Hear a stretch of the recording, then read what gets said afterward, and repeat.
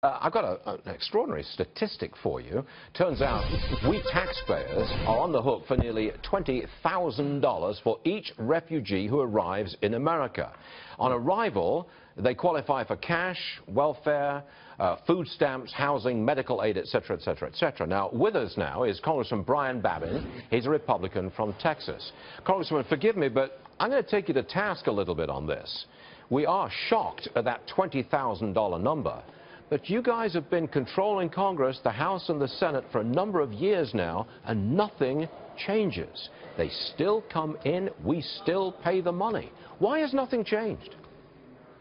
Well, let me just tell you this, Stuart. This has been a great concern of mine, so much so that I was sworn in January of 2014.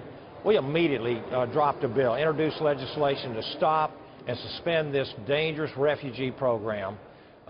We spend $20,000, as you just said, per head. But nothing happens, Congressman. Look, I'm terribly sorry to interrupt you like this. I know I'm being somewhat rude.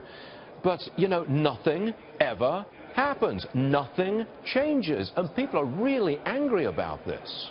They are angry, and I'm angry. I'm very angry. Angry enough to continue to try to get the language of my bill into spending bills, omnibus bills, to try to get this law suspended.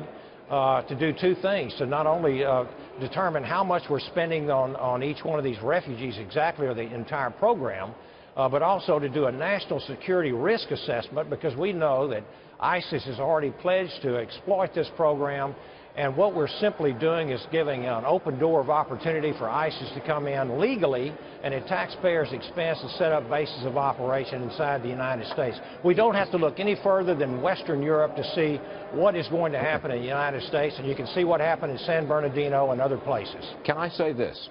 You have no chance of doing anything serious about this influx of people coming into America. You have no chance of doing anything about it until and unless you have a Republican in the White House. That's exactly right. That's why I've endorsed Mr. Trump, because he is talking about this, and I believe that it is a serious, serious program, a clear and present danger. As an elected official, we are sworn to do duty, uphold our Constitution and the national security and safety of our constituents and U.S. citizens, and that's exactly what I'm going to do. Brian Babin. And we'll keep fighting. Yes, sir. Brian Babin, Republican, Texas. Thank you very much for joining us, sir, as always. Thank you.